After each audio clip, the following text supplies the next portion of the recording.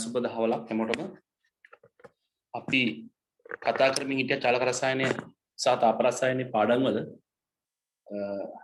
Pass papers වල ප්‍රශ්න ටික ඊයේ දවසේ කීපයක් එකක් නේ අපිට සාකච්ඡා කරන්න පුළුවන් උනේ තව ප්‍රශ්නයක් දෙකක් සාකච්ඡා කරලා අපි මේ වැඩ ඉවර කරමු.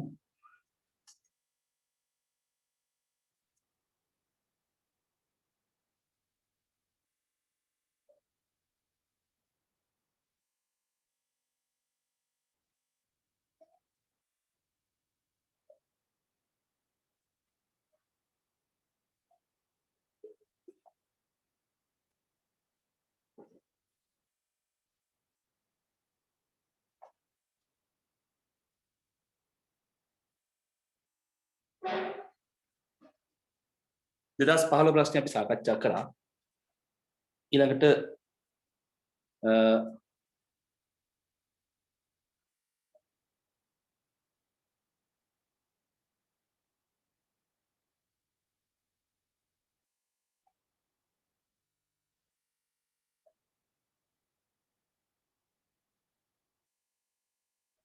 බලමු අපි 2016 පේපර් එකේ චාලක රසායන සහ තාප රසායනට අදාළ ප්‍රශ්නයක් තියෙනවා විභාග රචනා. කියවන්න බලන ශනික ආහාර ව්‍යාපෘතියක් මගින් කෝපි දීර්ඝ කාලයක් උණුසුම්ව තබා ගැනීම සඳහා විශේෂිත ආලේපයක් සහිත ස්වයං තාපන කෝප්පයක් නිපදව ඇත. මෙම කෝප්පය ජල වාෂ්ප සහ තාපය ඇතුළත රඳවා ගැනීම සඳහා විශේෂිත පියනකින්ද සමන්විතව. රූපයක් දිලා තියෙනවා, පියනක් තියෙනවා, කෝප්පයක් ගැන කියනවා, කෝපි පානය දාලා තියන්න පුළුවන්. කෝප්පය පතුලේ වෙන්ව පිහිටා ඇති කුටීරයක් තුල කැල්සියම් ඔක්සයිඩ් කියලා මේ අලුහුණු මොනවාද? අලුහුණුනේ. අලුහුණු වල තියෙන ප්‍රධාන සංඝටකයේ කැල්සියම් ඔක්සයිඩ් හුණු සහ ජලය මිශ්‍ර කිරීම මගින් තාපය නිපදවයි. ඒ කොහොමද? කැල්සියම් ඔක්සයිඩ් වලට ජලය දැම්මම තාපදායකද ඒක? ඔව් ඔයගොල්ලෝ දන්නවා. ගෙදර හුණු වලට වතුර දැම්මම රත් වෙනවා. තාපදායක ප්‍රතික්‍රියාවක්. ජලය සහ කැල්සියම් ඔක්සයිඩ් මිශ්‍ර වෙනකොට තාපදායකයි. ඒ නිසා පිට වෙන තාපය අරගෙන කෝපි පානය රත් උණුසුම්ව තියාගන්න උත්සාහ කරනවා. කෝප්පේ සඵලතාවය පරීක්ෂා කිරීම සඳහා අදාළ යෝජිත පරීක්ෂණ ඇටෝම පහත රූපයේ දක්වා ඇත. රූපය දීලා තියෙන වෙන මේ විදිහට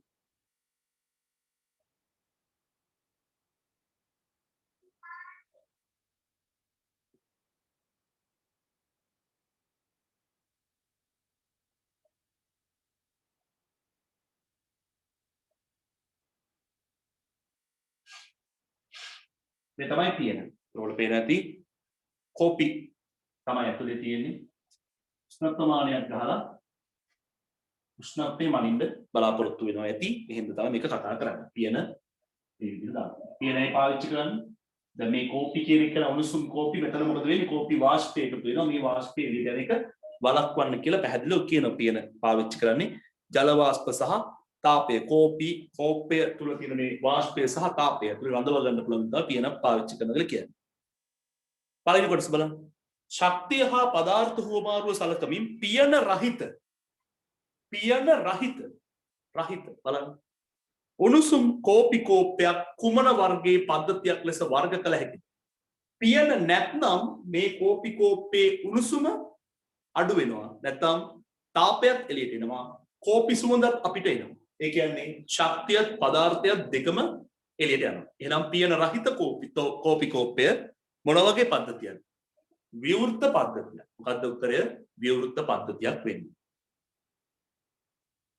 ද්‍රව ජලය සහ ජල වාෂ්ප අතර අණුක මට්ටමේ ඇති වෙනස්කම් දෙකක්.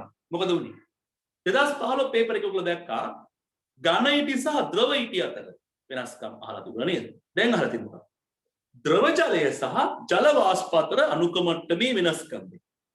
ද්‍රව ජලය, ඒ කියන්නේ ද්‍රව සහ වාෂ්ප කියන කට්ටිය අතර තමයි මේ කතා කරන්නේ. ජලය කිව්වට අපිට ප්‍රශ්නයක් නැහැ. ද්‍රව ජලය සහ ජල වාෂ්ප අතර අණුක මට්ටමේ වෙනස්කම් දෙකක්. කොහොමද ලියන්නේ අපි? ද්‍රව ජලය ගත්තාම අපිට ලියන්න පුළුවන් අණු ළඟින් පිහිටයි. වාෂ්පවල අණු දුරින් පිහිටයි. අපි දන්න ඔය තුනම එකට ලියනකොට අපි ඉතා දුරින් පිහිටයි. ඒ වගේ ලියුවා. එහෙම ලියන්න ඕනේ නැහැ මෙතන. තුන් දෙනෙක් නැහැනේ සංසන්දනය කරන්න. තියෙන්නේ දෙන්නයි. ඒ නිසා අපි කියනවා ද්‍රව ජලයේ අණු ළඟින් පිහිටයි. ජල වාෂ්පවල අණු දුරින් පිහිටයි. පැහැදිලිද? ඊළඟට ද්‍රව ජලයේ අණු වල චාලක ශක්තිය අඩුයි. වාෂ්පවල චාලක ශක්තිය වැඩියි. එහෙම ලියන්න පුළුවන්. ද්‍රව ජලයේ අණු සතු විභව ශක්තිය වැඩියි. ජල වාෂ්පවල විභව ශක්තියක් නොමැති තරම් බිඳුවයි වගේ. එහෙම කියන්න පුළුවන්. තේරුණාද? දැන් ද්‍රව ජලයේ ගත්තාම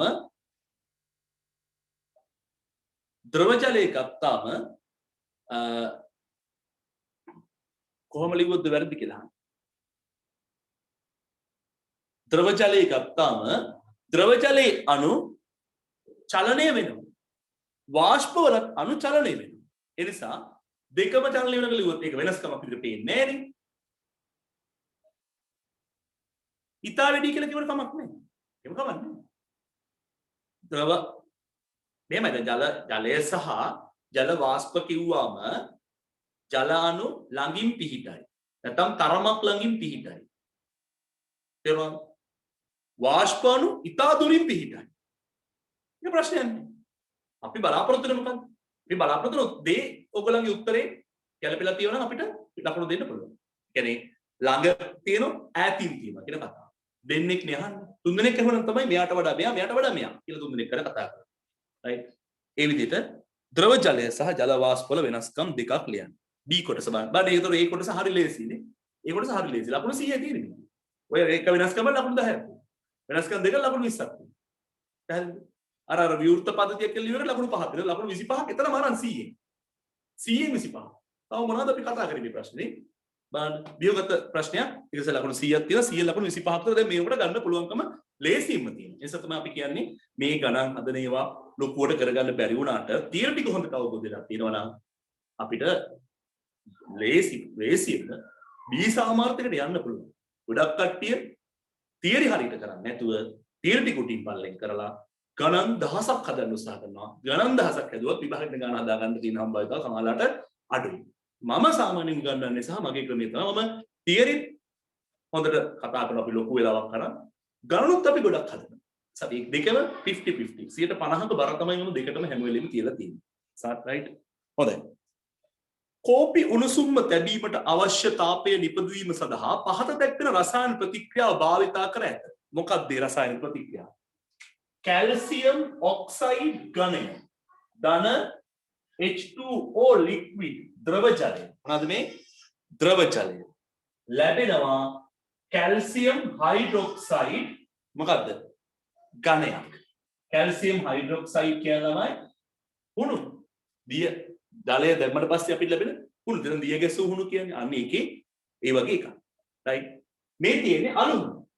කැල්සියම් ඔක්සයිඩ්. මෙයා අපි ජලයට දැම්මම නිකන් අර්ධ ඝන තත්ත්වයේ තියෙන ටිකක් තද කැල්සියම් හයිඩ්‍රොක්සයිඩ් අපිට ලබා ගන්න පුළුවන්. රයිට්.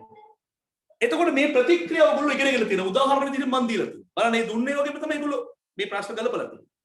අපේ සිලබස් එකේ දුන්න උදාහරණ වලින් තමයි ගලපලා තියෙන්නේ. අපි නොදන්නේ වෙන්නේ නැහැ කියලා කිව්වොත්. කැල්සියම් ඔක්සයිඩ් සහ ජලය අතර ප්‍රතික්‍රියාව තාපදායකයි කියලා ඉගෙනගෙන තියෙනවා. ඒ නිසා මේ ප්‍රතික්‍රියාව සිද්ධ වෙනකොට පද්ධතිය මොකද වෙන්නේ? රත් වෙනවා. ප්‍රතික්‍රියාව සිද්ධ වෙන ප්‍රදේශය රත් වෙනවා. බලමු අපි. කැල්සියම් ඔක්සයිඩ් ග්‍රෑම් 100ක් ජලය සමග ප්‍රතික්‍රියා කොට ඝන කැල්සියම් හයිඩ්‍රොක්සයිඩ් නිපදවීමේදී ජනනය වන තාප ප්‍රමාණය 115.8 කිලෝ ජූල්. ඒ කිව්වේ කැල්සියම් ඔක්සයිඩ් ග්‍රෑම් 100කින් ලැබෙන තාපය කීයද? 115.8 කිලෝ ජූල්. ග්‍රෑම් 100. අලුහුණු ග්‍රෑම් 100කට ජලය දැම්මාම කිලෝ ජූල් 115.8ක් තාපය පිට වෙනවලු. ස්වයංතාපන කෝපය කෝපි පානයේ ග්‍රෑම් 150ක් පුරවන. ඒ කියන්නේ මේක ඇතුලේ කෝපි තියෙනවා කොච්චරද? ග්‍රෑම් 150. මේක ඇතුලේ තියෙන කෝපි ස්කන්ධය. කෝපි පානය. පියන සමග උෂ්ණත්වමානයක් ඉහත රූපයේ දක්වන පරිදි තබා ඇත.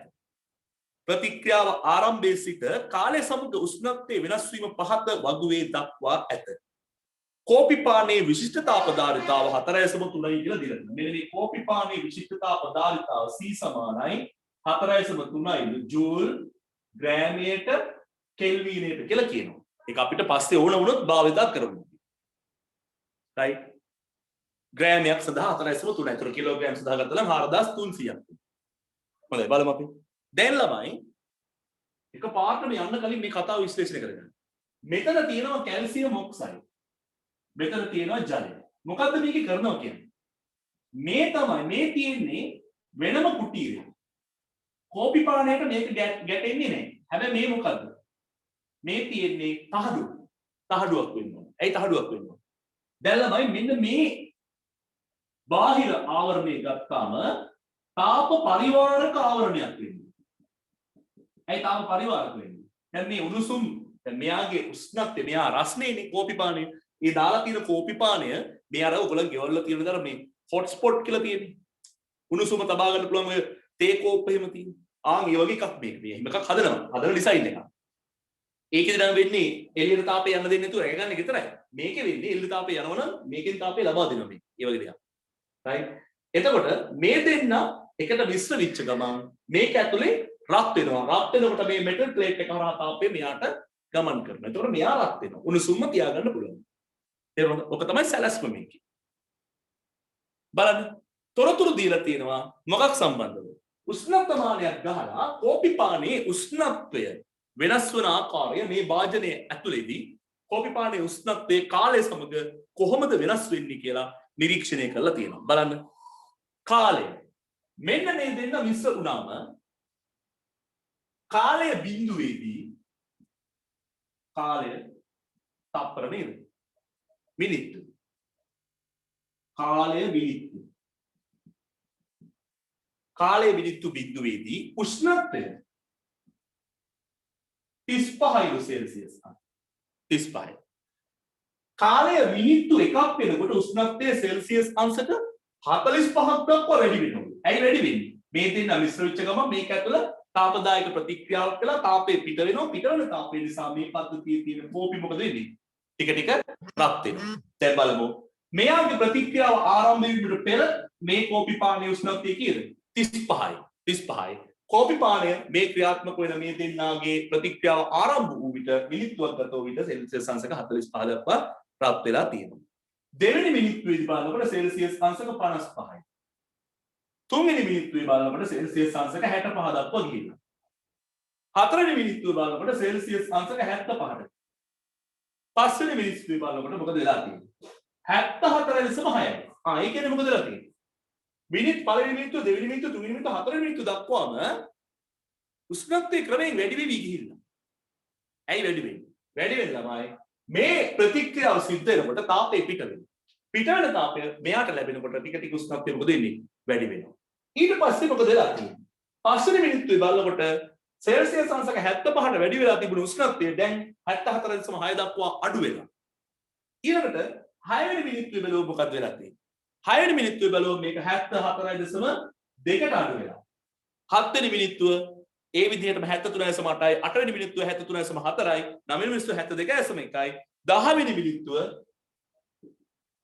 වෙනි මිනිත්තුව මොකද තියෙන්නේ?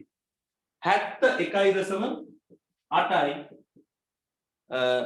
11 වෙනි මිනිත්තුව 71.5යි, 12 වෙනි මිනිත්තුව 71.2යි, 13 වෙනි මිනිත්තුව 71යි, 14 වෙනි මිනිත්තුවේ බලනකොට සෙල්සියස් අංශක 70.8කට උෂ්ණත්වය මොකද වෙලා තියෙන්නේ ක්‍රමයෙන්?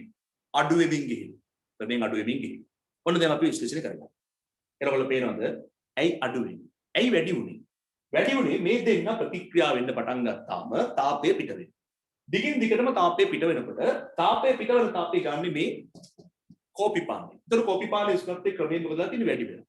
ඊට පස්සේ අපිට පේන උෂ්ණත්වය අඩු වෙන්න පටන් ගන්නවා. ඇයි අඩු වෙන්නේ? අඩු වෙන්නේ ළමයි දැන් මේගොල්ලෝ අතර ප්‍රතික්‍රියාව නතර වුණාම නැත්නම් මේ මෙන්න මේ කැල්සියම් ඔක්සයිඩ් එක ඉවර වුණාම තවදුරටත් ප්‍රතික්‍රියා සිද්ධ වෙන්නේ නැහැ. එතකොට තාපය පිට වෙන්නේ නැහැ. ප්‍රතික්‍රියාව නතර වුණා කියන්නේ ප්‍රතික්‍රියාව සිද්ධ වෙනකොට තාපය පිට වෙන්නේ. ප්‍රතික්‍රියාව වෙලා ඉවර වුණාම තාපය පිට වෙන්නේ නැහැ. දැන් මොකද වෙන්නේ? දැන් වෙන්නේ ළමයි දැන් මේ බිත්ති වලින් අපි දන්නවා මේක අපි කොච්චර සීල් කරලා තියන් හිටියත් යම් ප්‍රමාණයක් ශක්තිය හානි වෙනවා. මෙයාගේ ඇතුලේ තියෙන තාපය හානි වෙන නිසා ටික උෂ්ණත්වය මොකද වෙන්නේ? අඩු වෙමින් යනවා. ඒ කියන්නේ සෙල්සියස් අංශක 65 දක්වාම ප්‍රතික්‍රියාව සිද්ධ වුණා. ඊට පස්සේ ප්‍රතික්‍රියාව සිද්ධ වෙලා නැහැ.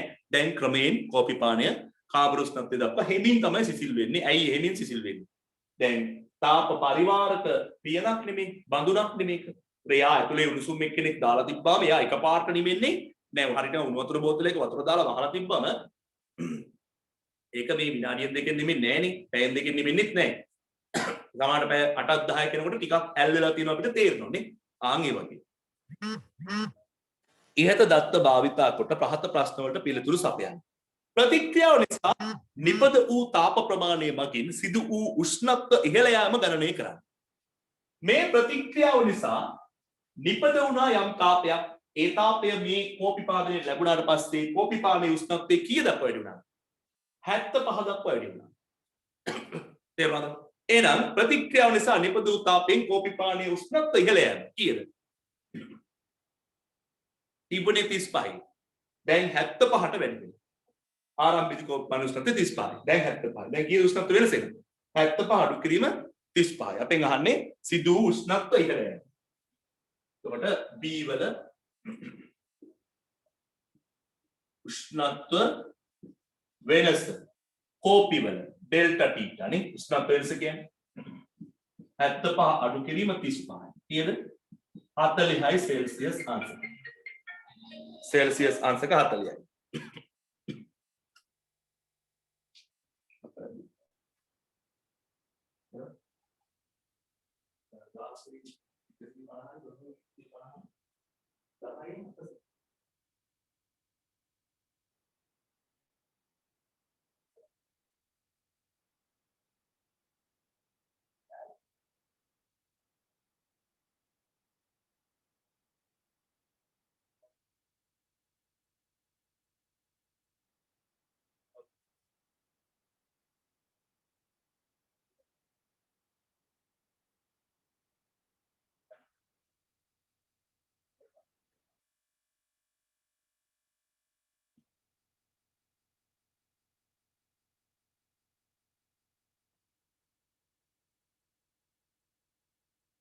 right උෂ්ණත්ව වෙනස 40.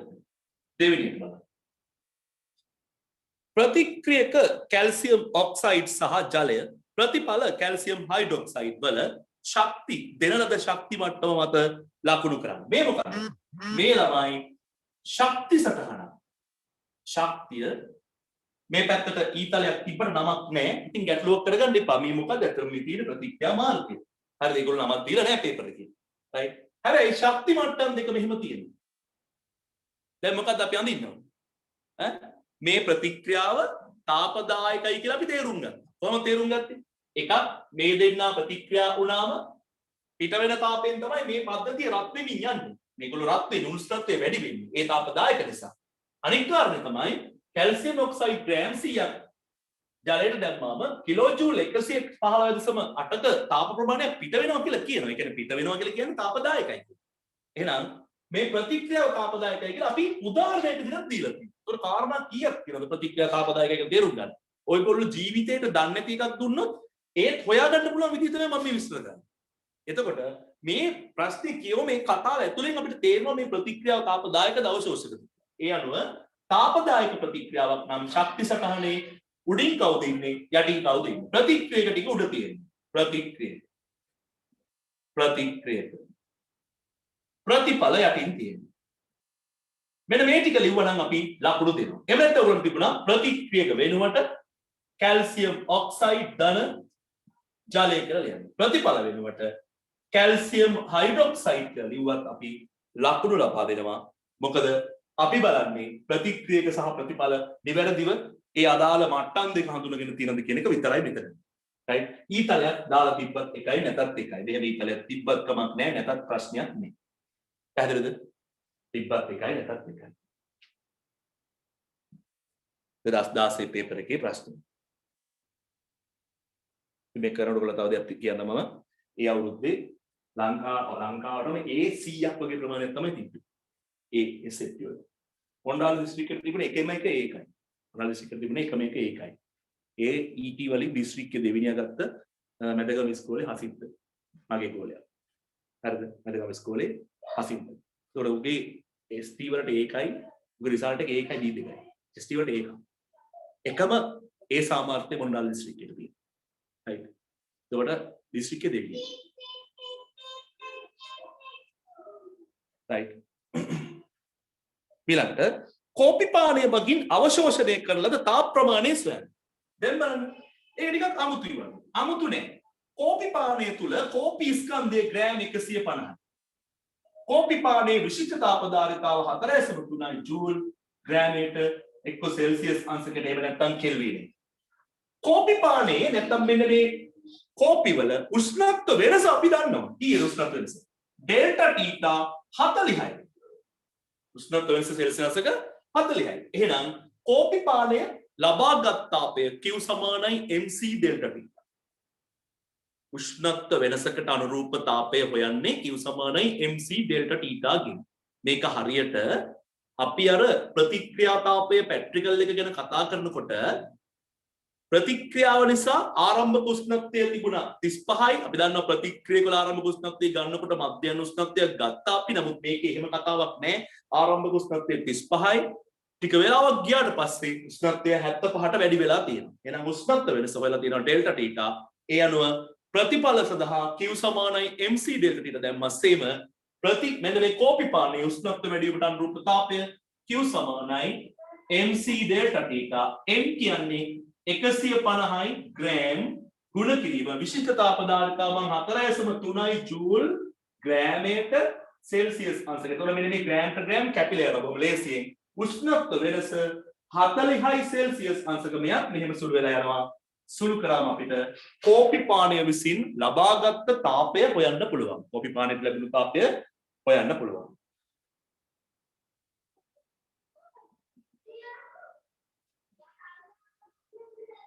විසිපහයි 25800යි ජූල්. ඕනනම් කිලෝ ජූල් කරන්න පුළුවන් 25.8යි කිලෝ ජූල්. අවශ්‍ය නම් ඔය උත්තර දෙකටම අපි ලකුණු ලබා දෙනවා. මතක තියාගන්න මේ පිළිතුර ලබා ගැනීමේදී මම මොකුත් විශේෂ දේවල් එහෙම කරාද? නෑ. එහෙම කිසිම විශේෂ දෙයක් කරේ නෑ.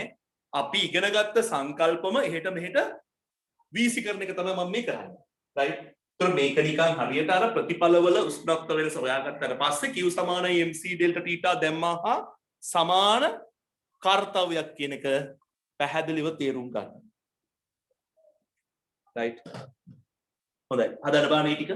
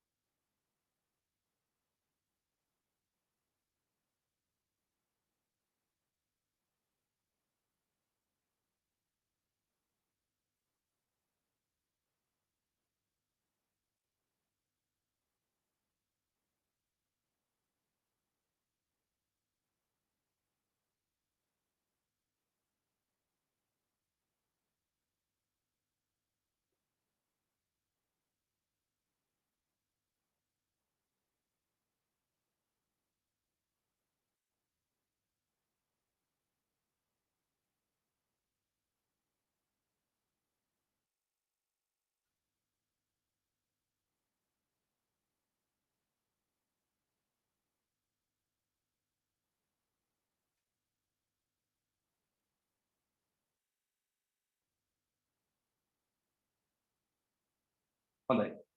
ඊළඟට බාන 4 වෙනි කොටස කෝප්පය තුල ඇති සියලුම කැල්සියම් ඔක්සයිඩ් ජලය සමග ප්‍රතික්‍රියා කරනු ඇතැයිද පරිසරයට තාපහානියක් නැතැයිද උපකල්පනය කර ස්වයං තාපන කෝප්පයේ තැනීමට භාවිතා කරන ලද කැල්සියම් ඔක්සයිඩ් ස්කන්ධය ගණනය කරන්න. මොකක්ද මේ කියන්නේ? මේක ඇතුලේ තිබුණු සියලුම කැල්සියම් ඔක්සයිඩ් ප්‍රතික්‍රියා වුණාම තමයි මෙයාගේ උෂ්ණත්වය සෙල්සියස් අංශක 35 ඉඳලා 75 දක්වා වැඩි වෙලා තියෙන්නේ කියලා කියනවා. මේ ප්‍රතික්‍රියාවේදී පිටවිච්ච තාපය පරිසරයට ගමන් කරේ නැල්ලු. ඒ කියන්නේ සියලුම තාපය ලබාගෙන දෙන්නේ කවුද? කෝපි පානය විසින්. ඒකේ තේරුම කෝපි පානයේ උෂ්ණත්වයේ වැඩිවීමට අනුරූප තාපය කැල්සියම් ඔක්සයිඩ් ටික ජලයත් එක්ක ප්‍රතික්‍රියා වීමේදී පිට වූ තාපයට සමානයි. ඇයි එහෙම සමාන වෙන්නේ? සමාන වෙන්නේ. ඉතින් මේකට තාපය දෙන්න වෙන කවුරුත් හිටියේ නෑනේ. කැල්සියම් ඔක්සයිඩ් සහ ජලයත් එක්ක ඇති වුණු ප්‍රතික්‍රියාව නිසා පිටවිච්ච තාපය තමයි මේකට ලැබුණේ. ඒ නිසා තමයි මෙයාගේ උෂ්ණත්වය 35 ඉඳලා 75 දක්වා වැඩි වුණේ.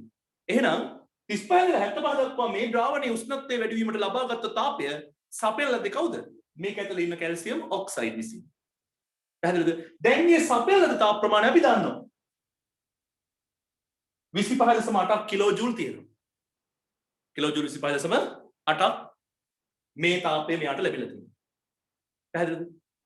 දැන් අපි මේක ඇතුළේ තිබ්බ කැල්සියම් ඔක්සයිඩ් ස්කන්ධය හොයාගන්නේ කොහොමද?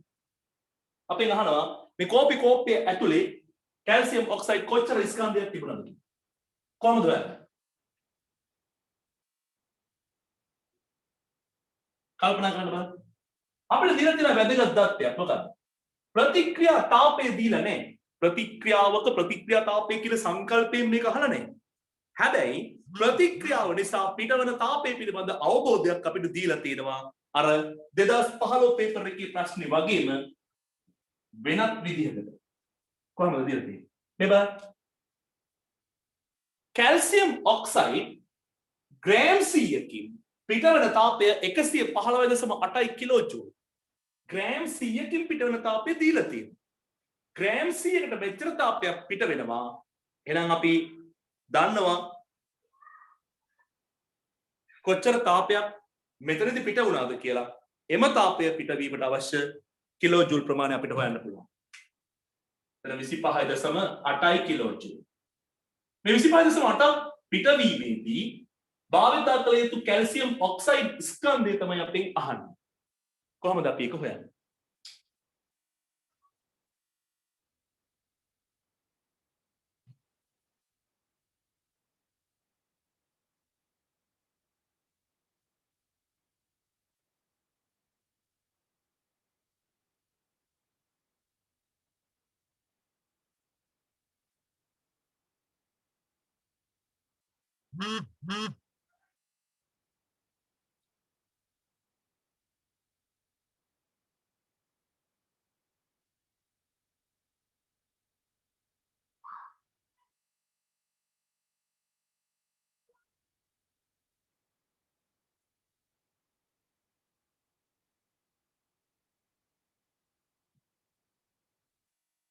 right මොකක්ද අපේ තර්කය? ඒ බලන්න මෙච්චර පිට වෙන්නේ ග්‍රෑම් 100කට නම් මෙච්චර පිට වෙන්නේ කොච්චරද? ඔක තමයි තර්කය. තාපය අපිට දීලා තියෙනවා ග්‍රෑම් 100කින් පිට වෙන තාපය අපි දන්නවා. එතකොට මේ තාපය පිටලා තියෙන ග්‍රෑම් 100ක. ග්‍රෑම් 100. එහෙනම් 25.8ක් පිට වෙන්නේ කොච්චර තාපයද? නැත්නම් කොච්චර ග්‍රෑම් ගන්නද? එතකොට අපිට ලියන්න පුළුවන් මෙන්න මේ විදිහට බලන්න. එතකොට අච්චරකට මෙච්චර නම් මෙච්චරකට කොච්චරද කියලා සංකල්පය. කැල්සියම් ඔක්සයිඩ් ස්කන්ධ සමානයි 115.8 කිලෝ ජූල් පිටවන්නේ ග්‍රෑම් 100කින් නම් 25.8 කිලෝ ජූල් පිටවන්නේ කොපමණ ග්‍රෑම් සංඛ්‍යාවද? මෙච්චරකින් මෙච්චරක් පිට වෙනවා නම් මෙච්චරකට කොච්චරද? මෙයා සුළු වෙලා ගියාම උත්තරේ කොහොමද එන්නේ බලන්න. ග්‍රෑම් වලින් උත්තරේ එනවා.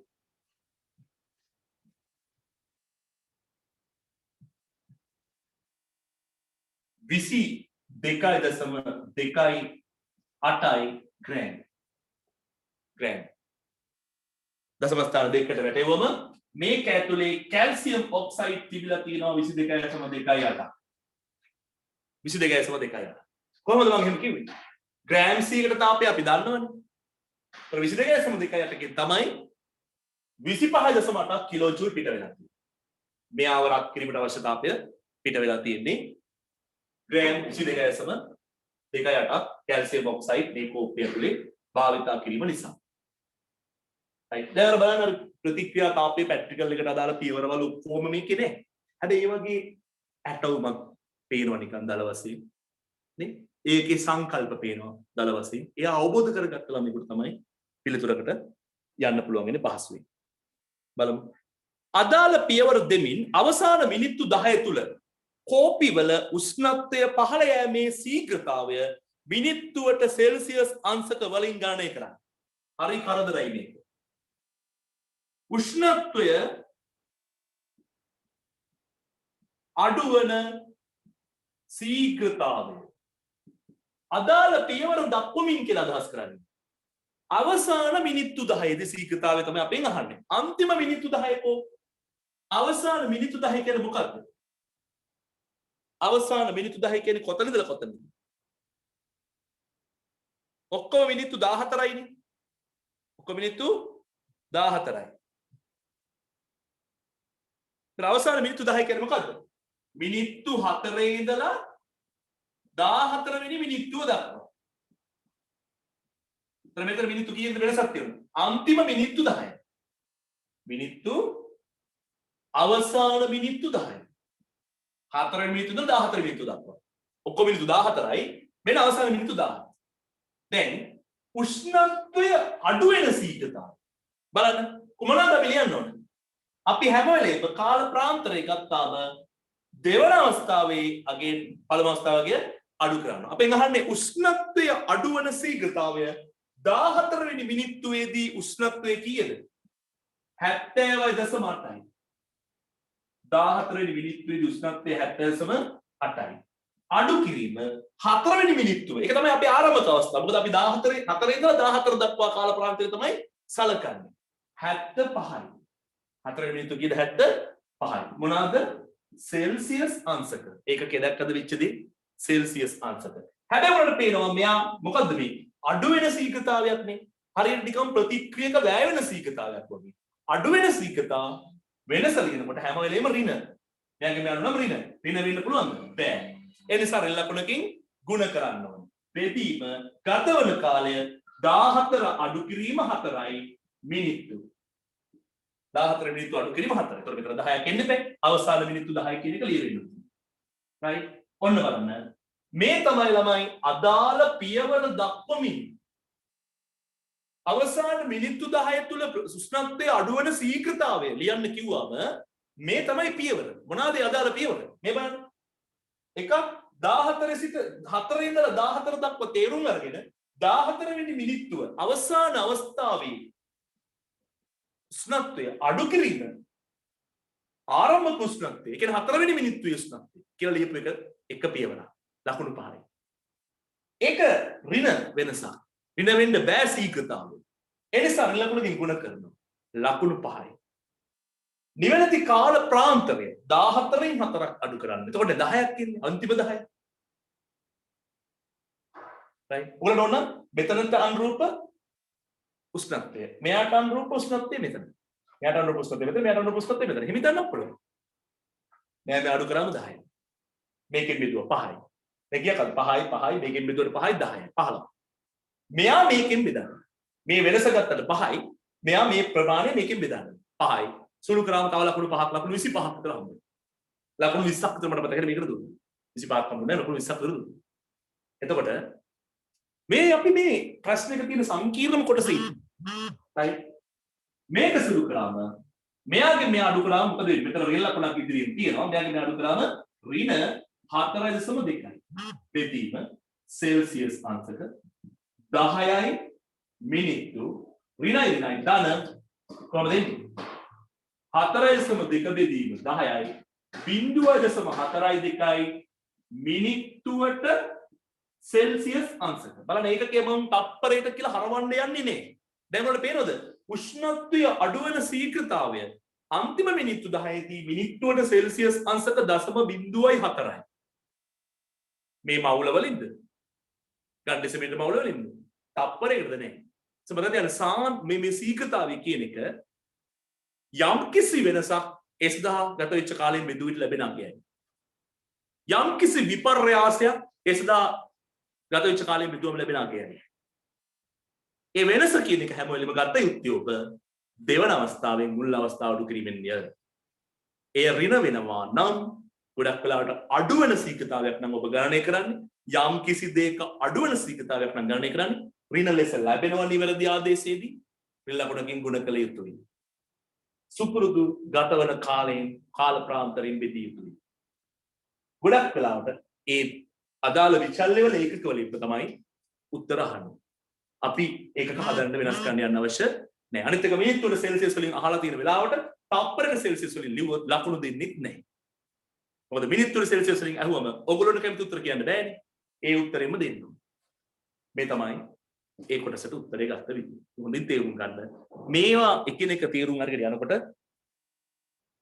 අපිට මේ වෙලාවේ නිකන් වහ කඳුරු වගේ පෙනුනාට තව ටික කාලයක් යනකොට නැවත අපි මේවා මේ හා ආශ්‍රිත ප්‍රශ්න අපේ පේපර්ස් හරහා කරනකොට පාස් පේපර්ස් නෙමෙයි අපි මගේ පේපර් සෙට් එකත් එක්ක කතා කරනකොට ඔයගලන්ට මේක හොඳට තේරුම් ගන්න පුළුවන්. right තවදුරටත් ඉගෙන ගන්න පුළුවන්. 6 වෙනි කොටස ලියන්න එපා. විනයන්න වෙලාව දෙනවා. 6 වෙනි කොටස. 6 වෙනි කොටස. කැල්සියම් ඔක්සයිඩ් සහ ජලය අතර ප්‍රතික්‍රියාව සම්පූර්ණ වීමට ගත වූ කාලය. කොහොමද හොයාගන්නේ? කොහොමද හොයාගන්නේ? දැන් ඔළුවේ වැඩ කරන්න ඕනේ. පටන් ගන්නකොට මේ කෝපි උෂ්ණත්වය 35යි ආරම්භයේ. කැල්සියම් ඔක්සයිඩ් සහ ජලය අතර ප්‍රතික්‍රියාව පටන් ගෙන ටික වෙලාවක් යනකොට අපිට පේන ටික උෂ්ණත්වය වැඩි වුණා. ඒකෙන් අපි තේරුම් ගන්නවා මොකද්ද? තාම මේ ප්‍රතික්‍රියාව සිද්ධ වෙනවා. උෂ්ණත්වය වැඩි. ඇයි? මතකද අපි සෝඩියම් හයිඩ්‍රොක්සයිඩ් HCl දාලා මන්තනය කරමින් උෂ්ණත්වමානය දිහා බලන් ඉන්නේ. එතකොට මොකද ටික උෂ්ණත්වමාන පාඨාංකය ඉහළ ගිහිල්ලා යම්කිසි උපරිම අගයකට ඇවිල්ලා නතර වෙනවා. උපරිම අගයට ඇවිල්ලා නතර වෙනවා. ඊට වඩා වැඩි වෙන්නේ. ඇයි ඒ? ප්‍රතික්‍රියාව සිද්ධ වෙලා අවසන්. ප්‍රතික්‍රියාව වෙලා ඉවරයි කියලා දැනගන්නේ පිටවන තාපය පිට වෙලා ඉවරයි. ප්‍රතික්‍රියාව වෙනවා නම් තාමත් තාපය පිට වෙනවා. තාමත් තාපය ලැබෙනවා නම් තාමත් උෂ්ණත්වය වැඩි වෙන්න ඕනේ.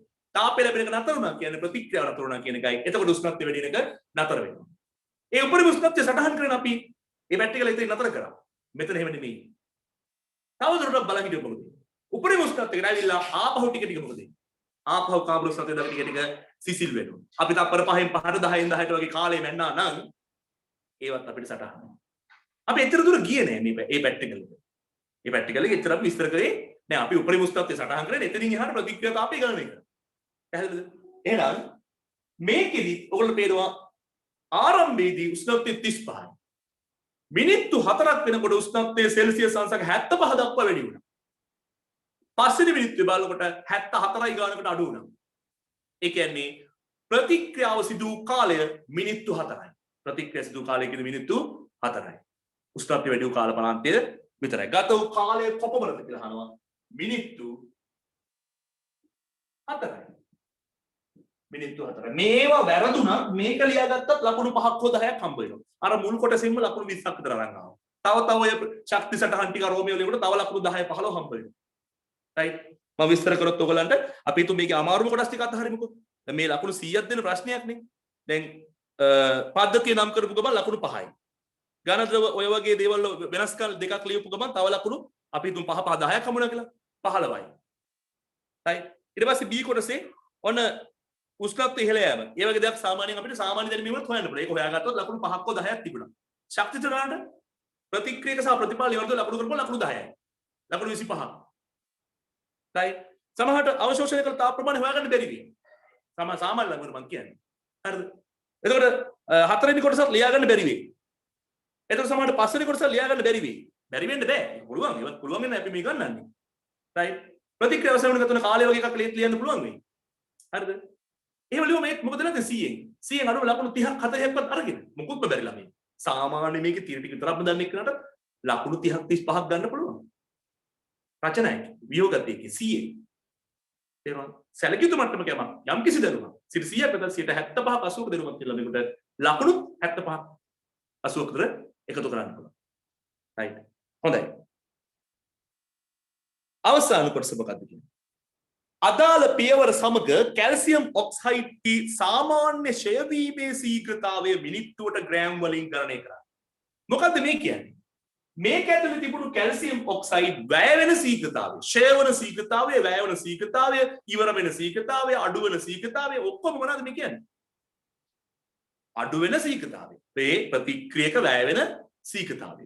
කැල්සියම් ඔක්සයිඩ් ආපහු කියලා නේද අදාළ පියවර.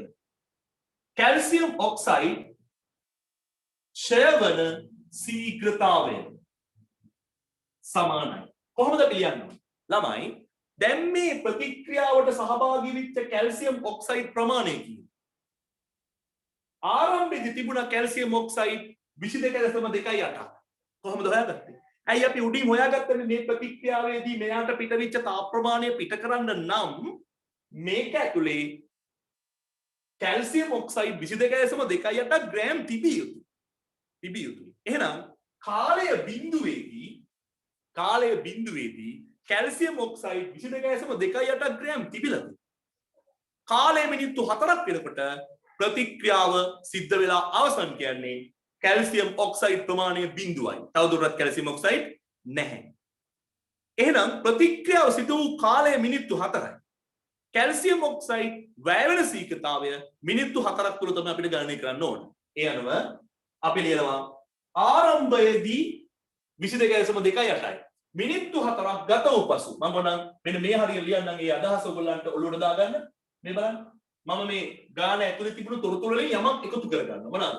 මේ ප්‍රතික්‍රියාව වෙලා තියෙන්නේ මිනිත්තු 4ක.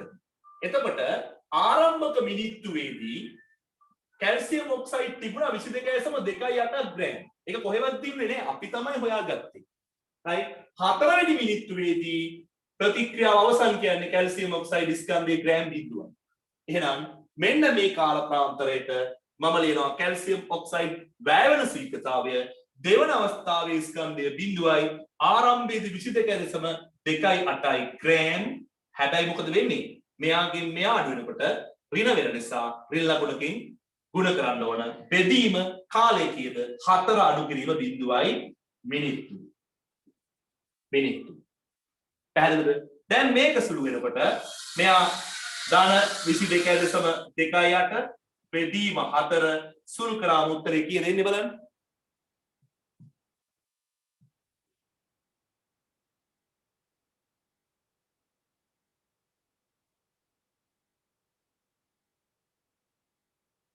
පහයි දශම පහයි හතයි. පහයි හතයි ග්‍රෑම් මිනිත්තුවට. මිනිත්තුවට ග්‍රෑම් 5.5යි කියලා අපිට පිළිතුරක් ලැබෙනවා.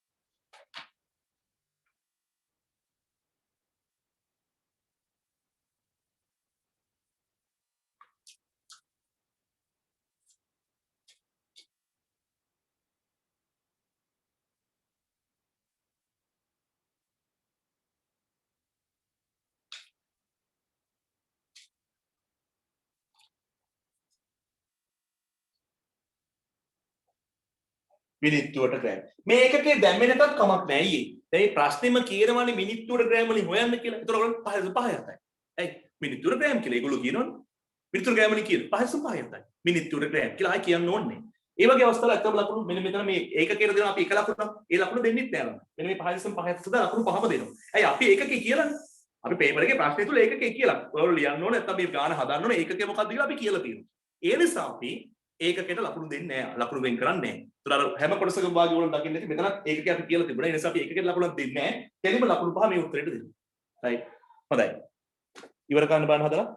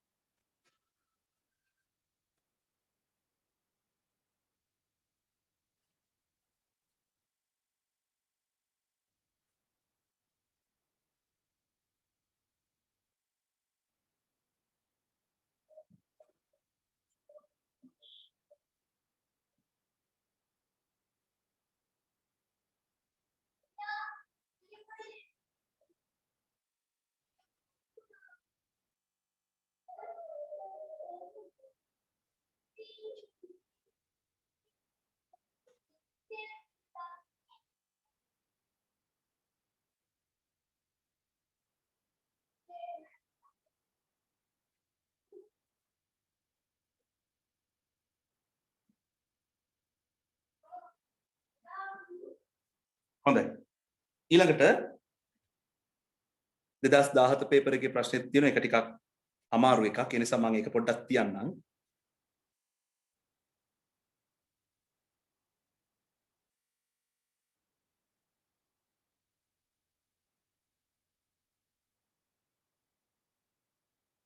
මම කැමති 2018 පේපර් එකේ ප්‍රශ්න සාකච්ඡා කරලා. ඒක හොඳ ප්‍රශ්නයක්. ඒකත් ප්‍රායෝගිකව අපිට හිතන්න පුළුවන් දේවල් අපි හිතන්නේ නැති පැත්තෙන් ප්‍රශ්න වලට නගලා තියෙනවා.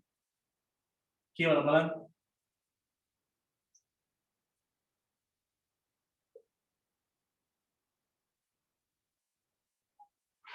කියවන්න බලන්න.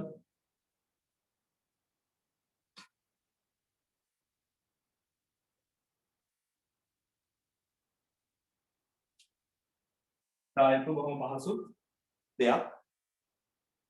LP ගෑස් වලට වඩා 2018 පේපර් එක දරවල තාපජනක අගය ඉන්ධන ග්‍රෑමයක් පූර්ණ දහනය වීමේදී නිකුත් වන තාප ප්‍රමාණය. ඒ කියන්නේ මේ තාපජනන අගය කියන්නේ මොකක්ද?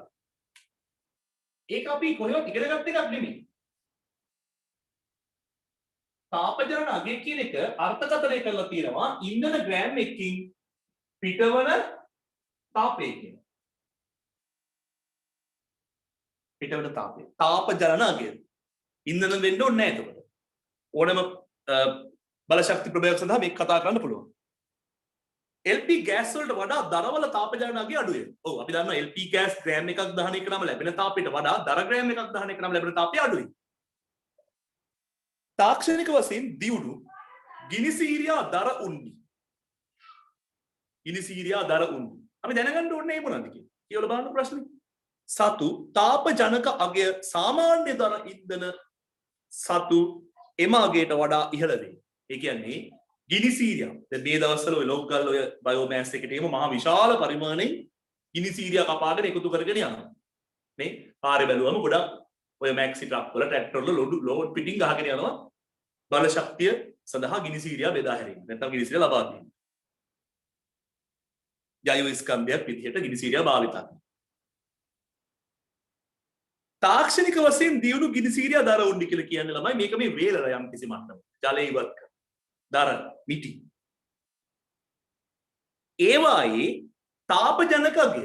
ඒ කියන්නේ මේ ගිනිසීරියා දර උණ්ඩි වල තාක්ෂණික වශයෙන් දියුණු කරාට පස්සේ, ඒ කියන්නේ වේලුවට පස්සේ ග්‍රෑම් එකක තියෙන ග්‍රෑම් එකක් දහනයේදී පිටවන තාපය වැඩි සාමාන්‍ය ගිනිසීරියා දර දහනය කරාම ලැබෙන තාපයට වඩා කියලා තමයි මේ කියන්නේ. සාමාන්‍ය දර ඉන්ධන වල තාපජනක අගයට වඩා ඉහළ වේ. එහෙමයි කියන්නේ. ශ්‍රී ලංකාවේ දර උණ්ඩි නිපදවීමේ කර්මාන්තය සඳහා බහුලව ග්ලිසීරියා යොදා ගන්න. මේ දර උණ්ඩි කතාවට නැත්නම් මේ ග්ලිසීරියා මිටි නිෂ්පාදන ක්‍රියාවලියට නැත්නම් භාවිතයට ගන්න වැඩිපුර නැත්නම් අපි කියනවා දර යොදා ගන්න යම් යම් කර්මාන්තවල වැඩිපුරම පාවිච්චි කරන ග්ලිසීරියා. ගිනිසීරියා දර උණ්ඩි දහනය වීමට අදාළ රසායනික ප්‍රතික්‍රියාව පහත පරිදි පෙන්විය හැකියි. දැන් හරි ප්‍රශ්නයක්. ගිනිසීරියා වල රසායනික ප්‍රතික්‍රියාව. එහෙම හිතන්නත් අමාරුයි අපිට. ඇයි? ගිනිසීරියා මොනවාද ගිනිසීරියා කියන සංයෝගය? ප්‍රතික්‍රියා මොනවාද ප්‍රතිඵල මොනවාද කියලා අපිට හිතා ගන්න අමාරුයි. හැබැයි ඒගොල්ලෝ දීලා තියෙන විදිහට අපි යමු. ඒගොල්ලෝ කියනවා ගිනිසීරියා දර උණ්ඩි දහනයට අදාළ රසායනික ප්‍රතික්‍රියාව පහත පරිදි දැක්විය හැකිද? කොහොමද දීලා තියෙන්නේ? ප්‍රතික්‍රියක බලන්නකෝ. තේරුම් ගන්න බැරිද කියලා? ප්‍රතික්‍රියක R කියලා දීලා තියෙනවා. ගිනිසීරියා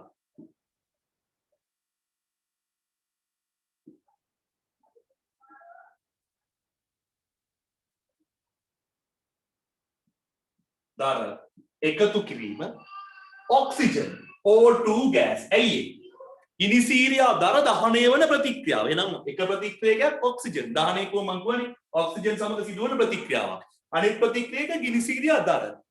ලැබෙන්නේ මොනවාද? ගිනිසීරියා හැදිලා තියෙන්නේ මොනවාද?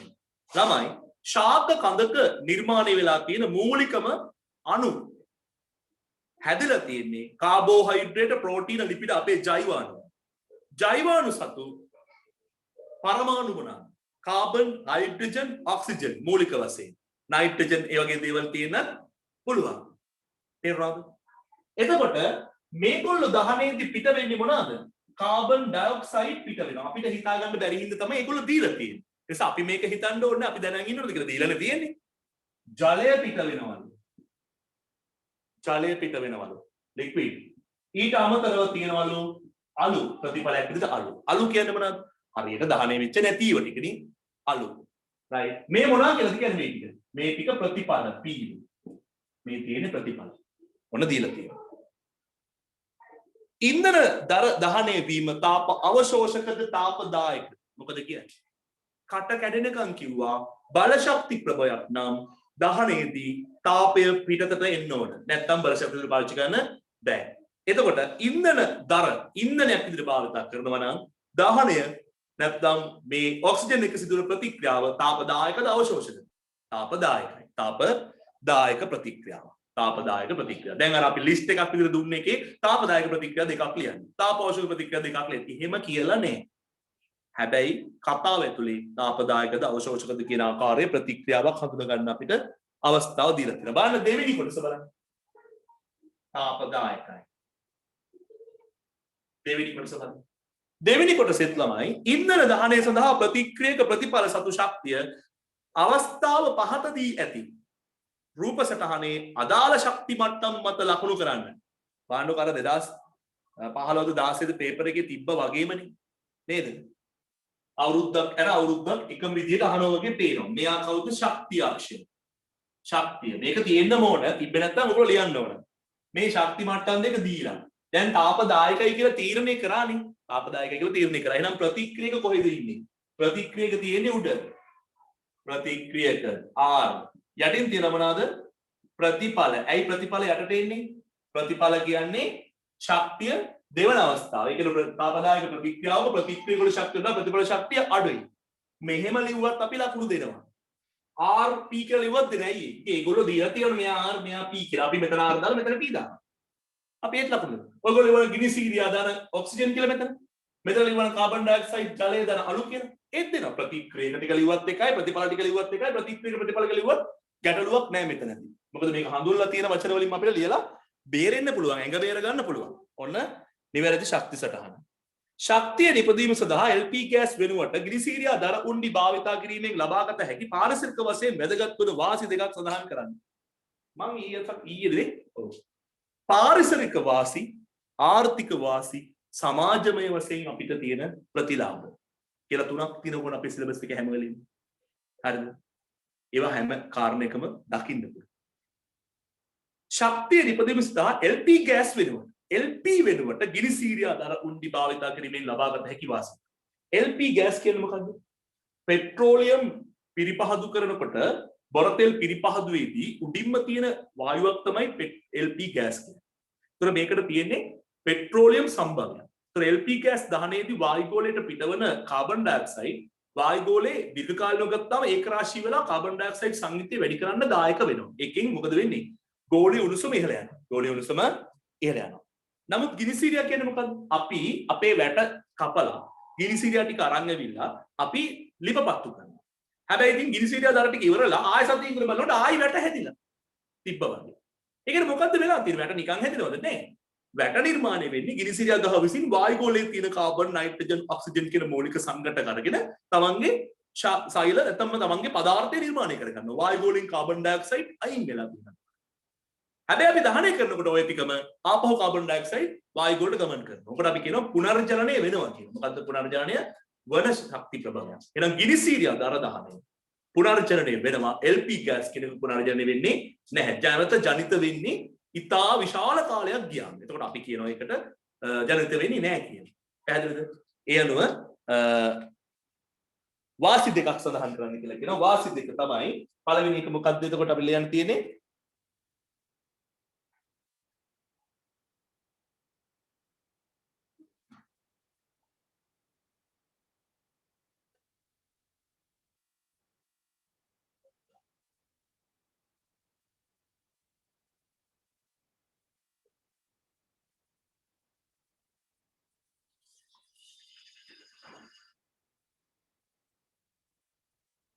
පාරිසරික වාසි අපින් අහලා තියෙන්නේ.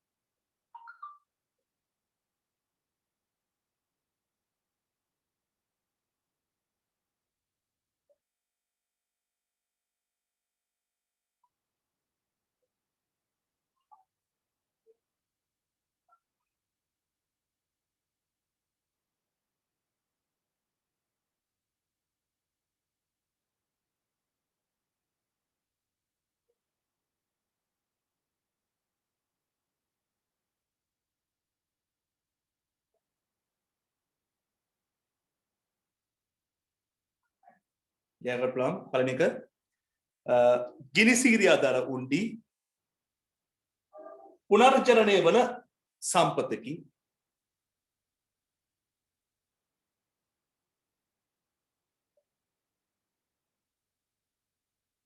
පුනර්ජනනය වන බල ශක්ති ප්‍රභවයකි. ඒ වගේම කියන්න පුළුවන් ගිනිසිරියා දර උණ්ඩි දහනයේදී වායුගෝලයට අමතර කාබන් ඩයොක්සයිඩ් එකතු නොවේ. ගිනිසිරියා දර උණ්ඩි දහනයේදී වායුගෝලයට අමතරව කාබන් ඩයොක්සයිඩ් එකතු නොවේ. කාබන් ඩයොක්සයිඩ් එකතු නොවේ කිව්වොත් වැරදියි නේ. කාබන් ඩයොක්සයිඩ් පිට වෙනවනේ. අමතරව. නැත්නම් වායුගෝලයේ කාබන් ඩයොක්සයිඩ් සංයුතිය වැඩි කිරීමට දායක නොවේ. ගිනිසිරියා දර උණ්ඩි භාවිතයේදී කාබන් ඩයොක්සයිඩ් වායුගෝලයේ අමතරව ඒක රාශී නොවේ.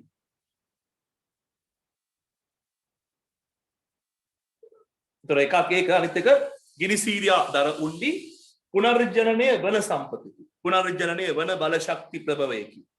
හැම වෙලෙම බල ශක්තියින් භාවිතා කරනකොට පුනර්ජනනය වන බල ශක්තියින් යොදා ගැනීමට වග බලා ගන්න ඕනේ. එතකොට පරිසර දූෂණය ගොඩක් අඩු වෙනවා. ඒතොරත් එහෙම හිතුවාම පෙට්‍රෝලියම් කියලා කියන්නේ පුනර්ජනනය වෙන්නේ නැති බල ශක්තියක්. ඒ නිසා ලොකු ගැටලු නිර්මාණය වෙනවා පෙට්‍රෝලියම් බල ශක්තිය විදිහට වැඩි වශයෙන් භාවිතා කිරීම හේතුවෙන්.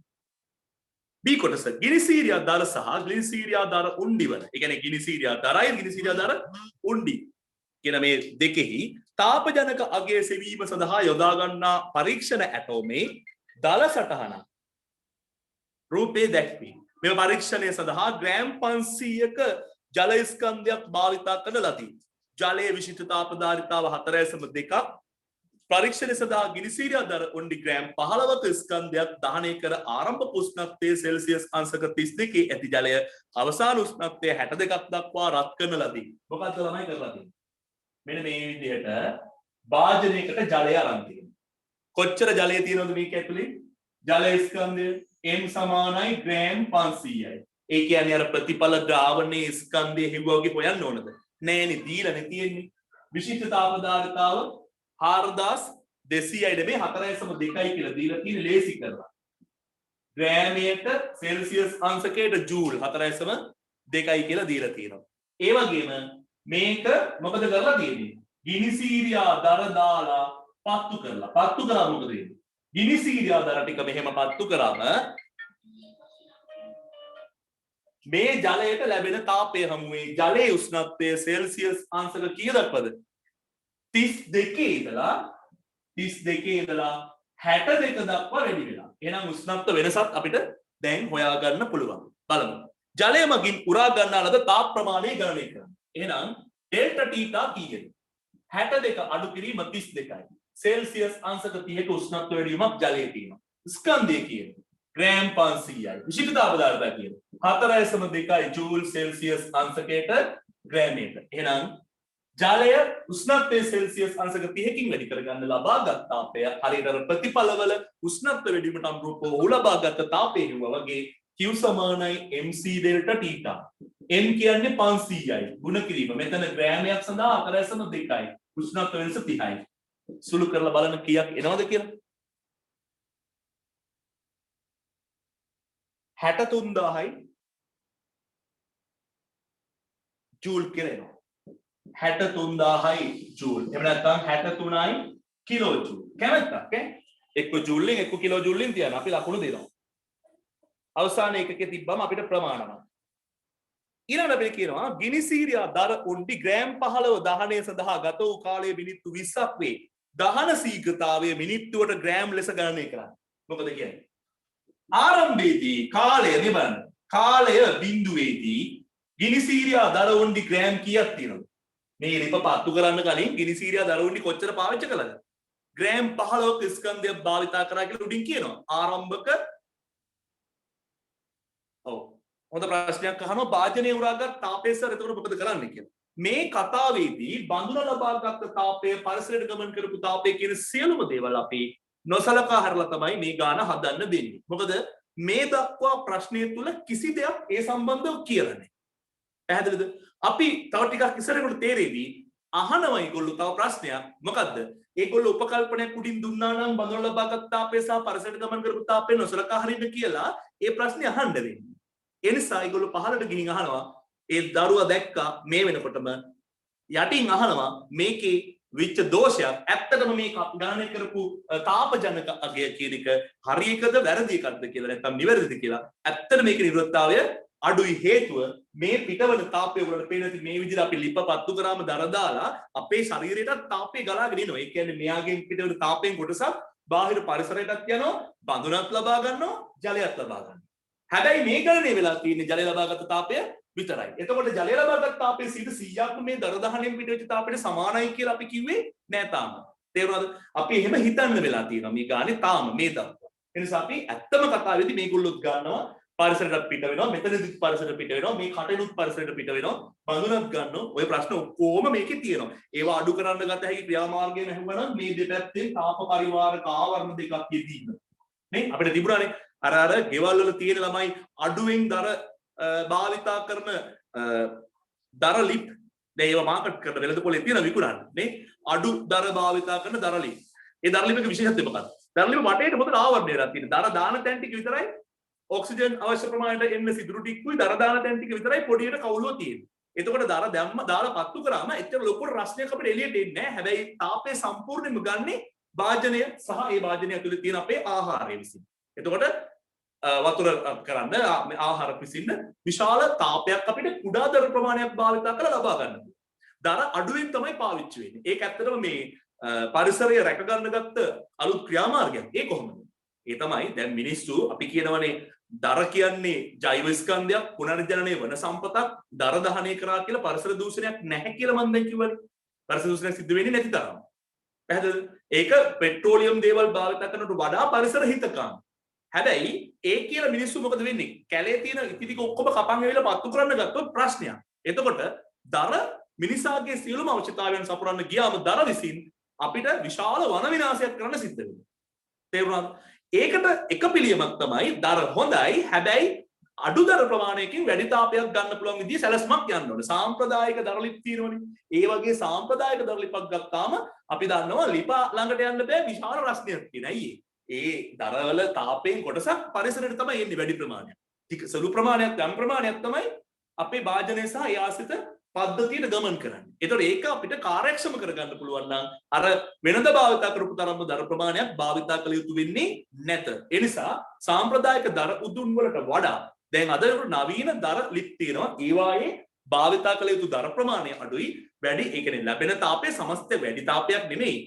ඒ සම්පූර්ණ තාපයම පරිසරයට යන්න දෙන්නේ නැතුව අපේ වාජනයට ලැබෙන පරිදි සැලසුම් කරලා තියෙනවා බාහිර ආවරණයක් දාලා. ඒක ගොඩක් වෙලාවට මැටි වලින් හදන්නේ. මොකද මැටි කියන්නේ හොඳ තාප පරිවාරක ද්‍රව්‍යයක් නිසා. මැටි කියන්නේ හොඳ තාප පරිවාරක ස්තරයක්. මැටි කියන්නේ. පැහැදිලිද? පිලිස්සු මැටි ගත්තම තාප පරිවාරකයි. ඒ කියන්නේ අපි ගෑස් ලිපක මැටි වලදක් තියලා කෑම හදන්නේ නෑනේ. හේතුව මැටි හරහා තාපය යන්න ගත කරන කාලය වැඩි.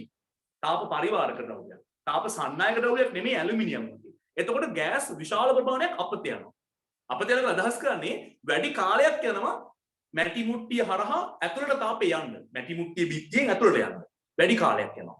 ඒ ගතවන කාලය පුරාවට අපි දන්නවා පරිසරයට ගෑස් ලිපෙන් තාපය නිදහස් කරනවා. අඩු කාලයකදී මේ ගෑස් ලිපෙන් මේ දේ සිද්ධ වෙනවා පරිසරයට ගමන් කරපු තාප ප්‍රමාණය අඩු වෙනවා. වැඩි කාලයකදී මේක වෙනකොට පරිසර ගමන් කරන තාපය වැඩි වෙනවා. ඒ නිසා භාජනයේ මැටි ලිප මැටි භාජනයක්ද ඇලුමිනියම් භාජනයක්ද කියන එක අදාළ නැහැ. වතුර තියෙන ලීටර් 1යි නම් ලීටර් 2යි නම් තියෙන දෙකේම එක සමාන නම් ජලය නටන්න ගන්න එකම තාපය. ඒක අදාළ නැහැ. හැබැයි මැටි කේතලයක ජලය නටන්න ගත කරන කාලය වැඩි ඇලුමිනියම් කේතලයක ජලය නටන්න ගත කරන කාලයට සාපේක්ෂව. ඒ නිසා ශක්ති හානිය වැඩි. අන්න ඒ වගේ දේවල් අපි දකින්න ඕනේ. ඒවා තමයි දැන් ටික ටික අපි එකතු කරන් යන්නේ.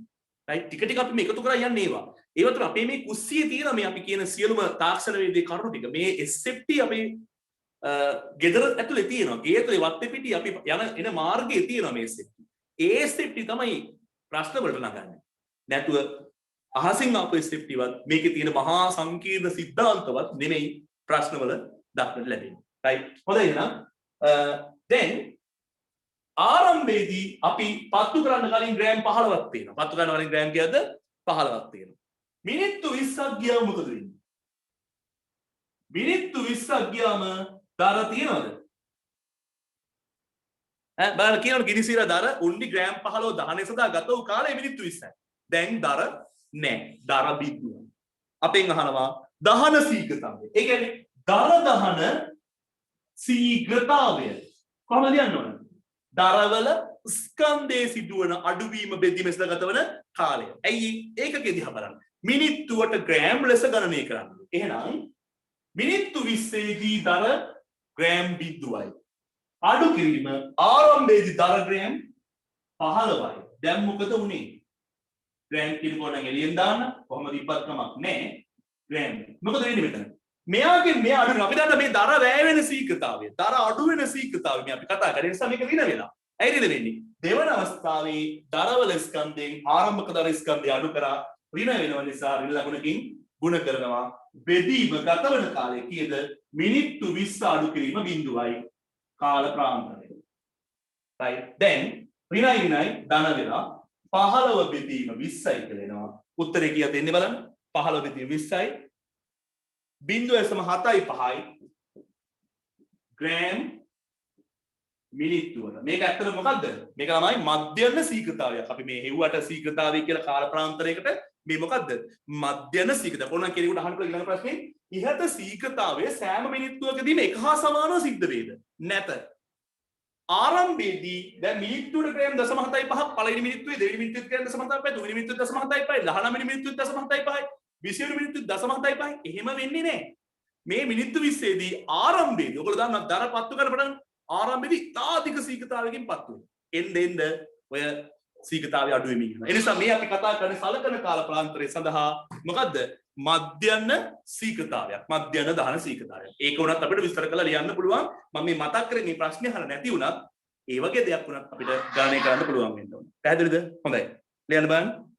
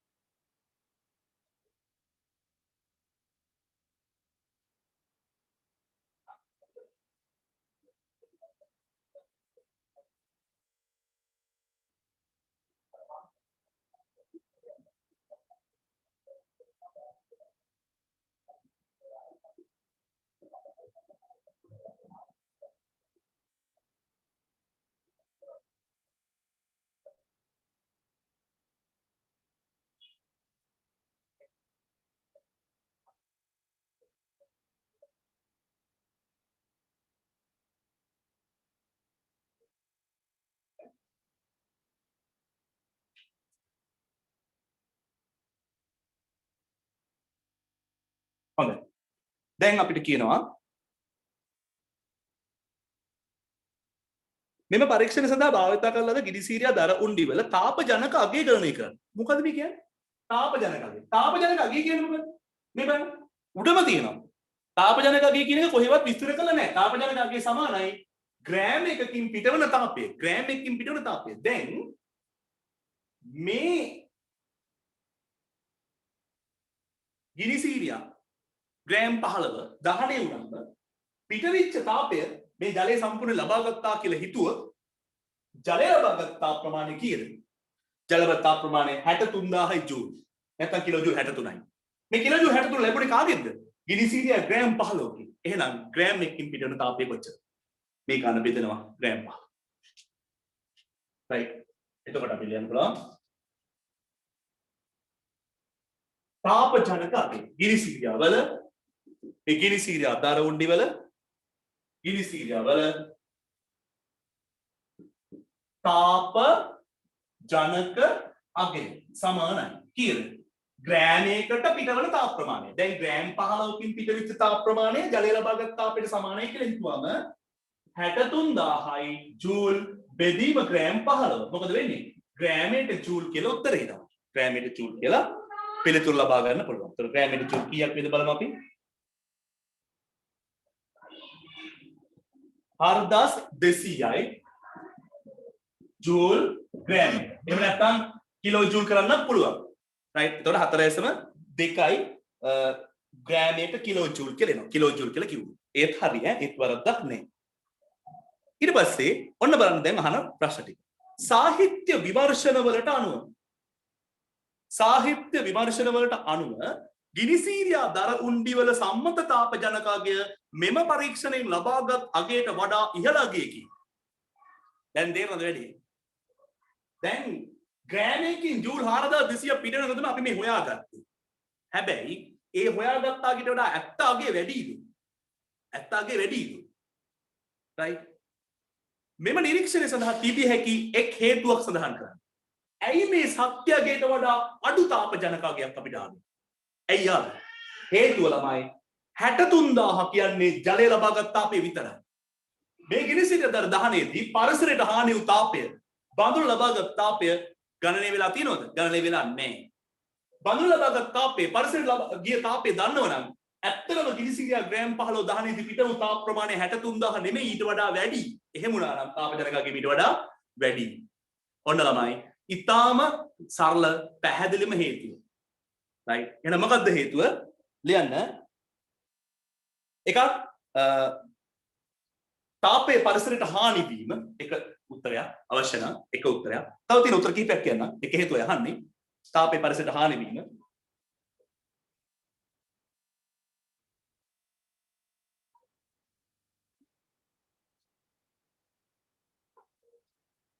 තාපයේ පරිසරයට හානි වීම. බඳුන විසින් තාපය ලබා ගැනීම. බඳුන විසින් තාපය ලබා ගැනීම. තව තියෙනවා ළමයි උත්තර මොනවාද? දැන් ගිනිසීරියා ටික දහන වෙලා ඉවරලා බැලුවම ඔක්කොම ගිනිසීරියා ග්‍රෑම් 15ම පත් වෙලා. පත් වුණා වගේ පේනවට ළමයි ඇත්තටම 100ක් පත් වෙලා නැහැ. අඟුරුවෙම ඉතිරි ඉන්න තාම. තව ටිකක් ඉතිරි. හරි. ඒ කියන්නේ පූර්ණ දහනයක් සිද්ධ නොවෙන්න පුළුවන්. පූර්ණ දහනයක් සිද්ධ නොවි තියෙන්න පුළුවන්. ඒ කියන්නේ ග්‍රෑම් 15ක් නෙමෙයි මේ දහනේට වඩා අඩු ප්‍රමාණයක්. ග්‍රෑම් 14ක් දහන වෙලා තියෙන්නේ. ඒ නිසා ගිනිසීරිය ඒක ටිකක් ටෙක්නිකල් උත්තරයක්. නමුත් ඊට වඩා සාධාරණ උත්තරයක් මේ දෙක. මේ දෙක අපිට පැහැදිලිව පේනවා. නමුත් තව පොසිබල් උත්තර තියෙනවා. ළමයින්ට කියන්න පුළුවන් ගිනිසීරියා දර උණ්ඩි 100%ක් දහනය වී නොතිබීම නැත්නම් පූර්ණ දහනයක් සිදු නොවීම. පූර්ණ දහනයක් සිදු නොවීම. තව එකක් කියන්න පුළුවන්. මොකද්ද? ගිනිසීරියා දර උණ්ඩි වේලිච්ච ප්‍රමාණය මතක තියාගන්න. වියලි නොවීම. ඒකේ ජලය තිබුණොත් වතුර තිබුණොත් එතකොටත් තමයි පිටවන තාපය අඩුයි. තෙත ගිනිසීරියා දර උණ්ඩි පත්තු කරාම ලොකු තාපයක් ගන්න බෑ කියන එකයි ඒකේ තේරුම. තේරුණාද? එහෙනම් ඔයගලන්ට පැහැදිලි ඇති. දැන් අර දුවේ කරුව මගේ පටන් ගන්න මුල් අවස්ථාවේදීම මේ බඳුන ලබාගත් තාපේ පරිසරයේ තාපයට මොකද වෙන්නේ කියලා. ඔව්. දැන් උලට පේන ඇති. ඒ තාපය හිතයට හංගගෙන තමයි ප්‍රශ්නය කරගෙන යන්න තියෙන්නේ. හැබැයි ඒ තාපයට විච්ච දේ ඔයගලන්ට කලින් දැනෙනකොට ඒකට අනුරූප ප්‍රශ්නයක් යටින් අහලා තිබුණා. ඒ පිට විච්ච තාපය නිසා තමයි මේ තාප ජනකගේ අඩු වෙන්නේ. එහෙනම් ඔයගොල්ලෝගෙන් මම අහුවොත් මෙන්න මෙහෙම. මේ තාප ජනකගේ සෙවීම වඩා සුදුසු පරීක්ෂණාත්මක ක්‍රමවේදයකට සැලසුම් කිරීමට ඔබ යෝජනා ඉදිරිපත් කරන්න. මොනවද ඔබ කරන්නේ? අපි මෙයා තාප පරිවාරක ද්‍රව්‍යකින් ආවරණය කරනවා. බඳුන තාපය ලබාගත් ප්‍රමාණය ගණනය කරන්න පුළුවන්. බඳුනේ ස්කන්ධය අපිට හොයා ගන්න පුළුවන්. බඳුන හදලා තියෙන ද්‍රව්‍ය විශිෂ්ට තාපධාරිතාව හොයා ගන්න පුළුවන්. බඳුනක් තමයි 32 ඉඳලා 62 දක්වා රත් වෙනවනේ. එතකොට බඳුන ලබාගත් තාපය හොයන්නත් පුළුවන්. පැහැදිලිද? ඒ විදිහට ගන්න පුළුවන්. ඒ වගේම ඔයගොල්ලෝ මෙන්න මේ වගේ වැඩ කරන්න එපා. මොකද්ද?